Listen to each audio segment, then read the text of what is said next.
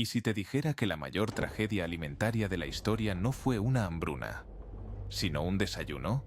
Un alimento cotidiano, un pan aparentemente normal, que convirtió a miles en cadáveres vivientes. Seguro piensas en la patata. Irlanda, 1 millón de muertos. Pero no, esto fue peor, mucho peor. Hubo un momento en la historia en que el simple acto de comer pan podía arrancarte la cordura, descomponer tu cuerpo desde adentro y hacerte ver demonios mientras tu carne se pudría viva. Y lo más perturbador, nadie lo recuerda. Durante siglos, un cultivo esencial mató silenciosamente a millones en Europa, no por hambre, sino por traición. Los convirtió en zombies, en mártires de una guerra que ni sabían que estaban peleando. Y mientras los libros de historia cantan tragedias con nombres fáciles de recordar, esta fue borrada como si nunca hubiera existido. Esta no es solo una historia del pasado, es una advertencia, porque lo que estás a punto de descubrir sigue siendo cierto hoy. Esta es la historia del centeno, y de cómo su veneno invisible transformó el pan de cada día en el arma más letal de Europa. Ahora imagina esto, eres un campesino en el año 1200. Tu vida entera gira alrededor de un solo cultivo. No hay supermercado, no hay plan B, no hay margen de error. Si ese cultivo falla, tú fallas. Ese cultivo es el centeno. Era el rey de la Edad Media. Crecía donde el trigo no podía. Sobrevivía a suelos pobres, lluvias erráticas, inviernos duros. Era resistente, noble, sagrado. Pan de centeno al amanecer, gachas al mediodía, cerveza al anochecer. Tu estómago, tu esperanza y tus hijos dependen de él. Los campesinos lo veneraban, los nobles lo protegían, la iglesia lo bendecía. Durante siglos nadie lo cuestionó. ¿Cómo cuestionar al alimento que te mantiene vivo? Pero había un enemigo oculto, microscópico, mortal. Y lo más trágico es que el centeno no venía a salvarlos, venía a traicionarlos. Mientras los campesinos celebraban sus cosechas de centeno, algo siniestro crecía entre los granos. Un hongo, un impostor, un parásito llamado Claviceps purpurea. Su arma, unos cuerpos negros y curvados llamados cornezuelos. Desde afuera parecían solo anomalías del grano, cuernos oscuros, pequeños, inofensivos. Algunos pensaban que traían buena suerte, pero estaban mirando al infierno disfrazado de semilla. Cada cornezuelo era una cápsula de veneno puro, lleno de compuestos como la ergotamina o el ácido lisérgico. Dosis mínimas podían desatar convulsiones, alucinaciones o la muerte. Y lo más perverso, el hongo no mataba la planta, la dejaba vivir, verde, saludable, hermosa, como si nada estuviera mal.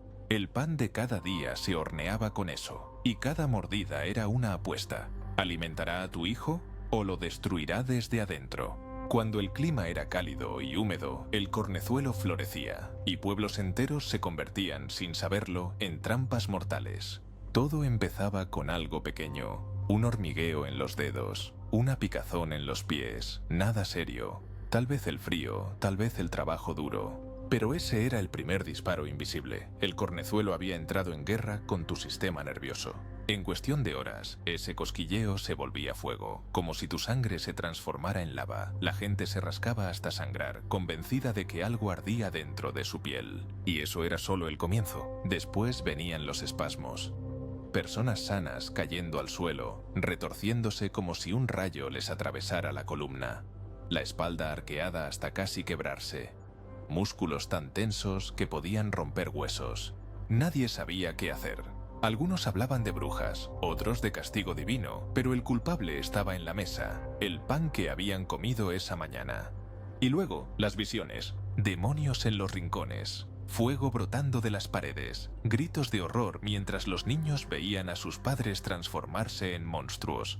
Era una película de terror, pero sin guión, sin director, sin escape. Y aquí viene lo más aterrador. Esto solo era el aperitivo. Si pensabas que las alucinaciones eran lo peor, prepárate para ver al cornezuelo en su forma más despiadada. El ergotismo no venía en una sola versión, tenía dos caras, y ambas eran infiernos distintos. La primera, ergotismo convulsivo, convulsiones imparables, movimientos tan violentos que la gente se mordía la lengua hasta arrancársela. Se golpeaban contra muros, contra el suelo, contra ellos mismos, padres atando a sus hijos con cuerdas para evitar que se destrozaran. Un cuerpo en guerra contra sí mismo, sin descanso, sin tregua.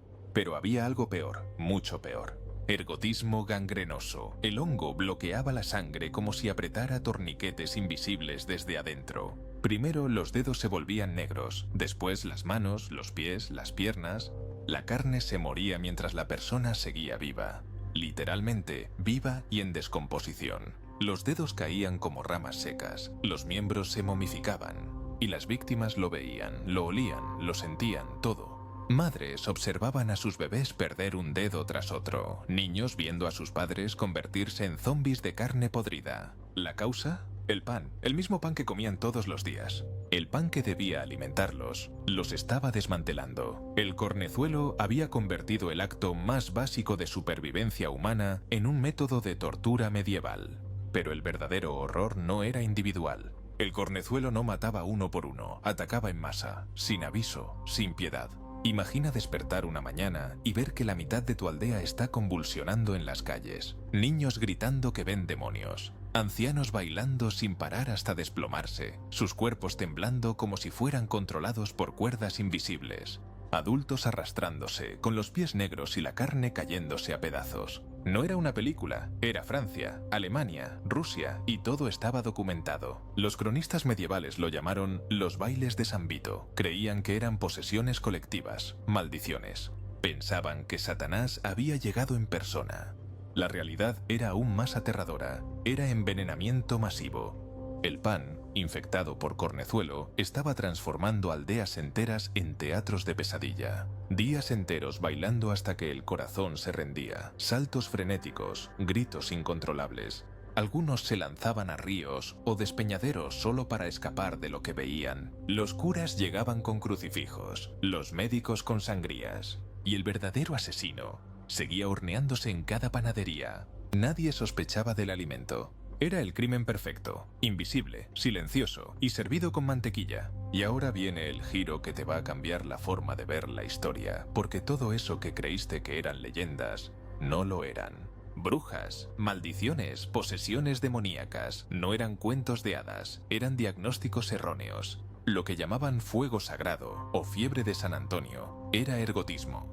Las brujas que temblaban y gritaban en Salem no estaban poseídas, estaban intoxicadas.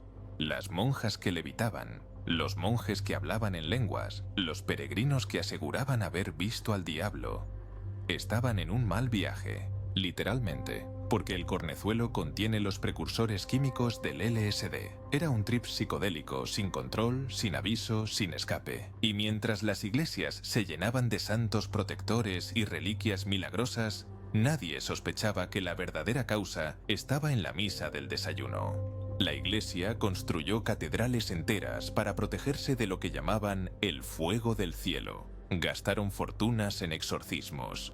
Y todo lo que hacía falta era otro panadero. Piensa en esto, la mitad del folclore europeo, las raíces de la caza de brujas, los miedos que aún sobreviven en nuestra cultura.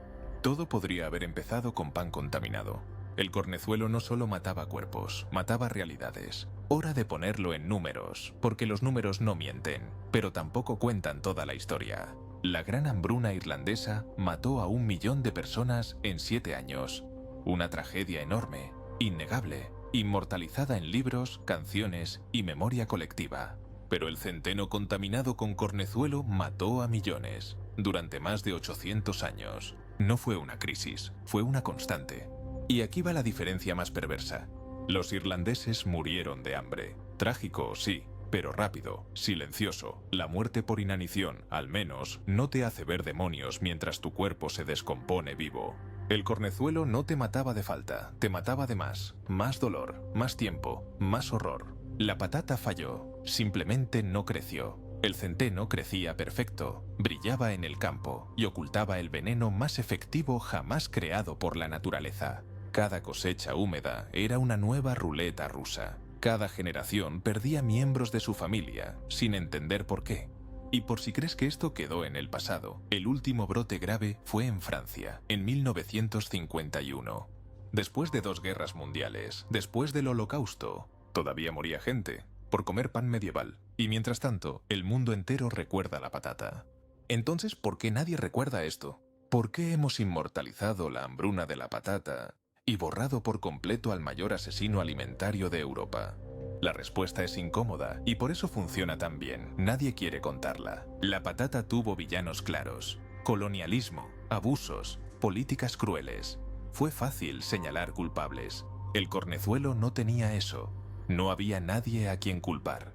Solo víctimas. No podías demandar a un hongo. No podías gritarle a un parásito invisible.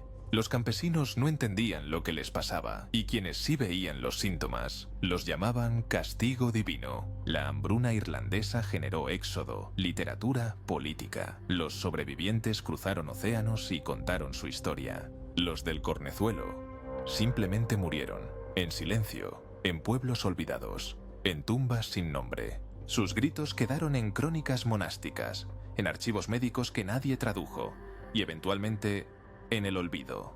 Pero hay algo aún más siniestro. A las autoridades les convenía que se olvidara. Decir que era voluntad de Dios era más fácil que admitir que no tenían idea. Buscar brujas era más cómodo que enfrentar la verdad. El ergotismo no fue eliminado de la historia, fue enterrado. Por vergüenza, por incompetencia, por conveniencia. Y así, el asesino más letal que haya tocado una mesa europea terminó como una nota al pie que nadie lee. Así que volvamos a la pregunta inicial. ¿Cuál fue realmente la peor crisis alimentaria de la historia? No fue la patata, ni siquiera estuvo cerca. El centeno infectado con cornezuelo mató a más personas, durante más tiempo, de formas más brutales y con consecuencias que moldearon la mente colectiva de todo un continente. La patata te mataba de hambre, el centeno te mataba desde adentro. Mientras tu cuerpo se descomponía y tu mente se rompía en 1000 pedazos, tu familia te veía convertido en algo irreconocible. 7 años de hambruna versus 800 años de tortura. Y sin embargo, una tragedia está en todos los libros, y la otra, ni siquiera en los márgenes. Pero aquí viene lo más jodido. Seguimos cometiendo el mismo error. Seguimos confiando ciegamente en nuestros alimentos. Seguimos creyendo que si algo luce sano, lo es. Seguimos jugando a una ruleta rusa con nuestro sistema alimentario sin darnos cuenta. El centeno nos dio la lección más brutal de la historia. La línea entre alimento y veneno puede ser invisible. Y a veces, la naturaleza no necesita intenciones para destruirnos, solo necesita oportunidad. Esa lección la hemos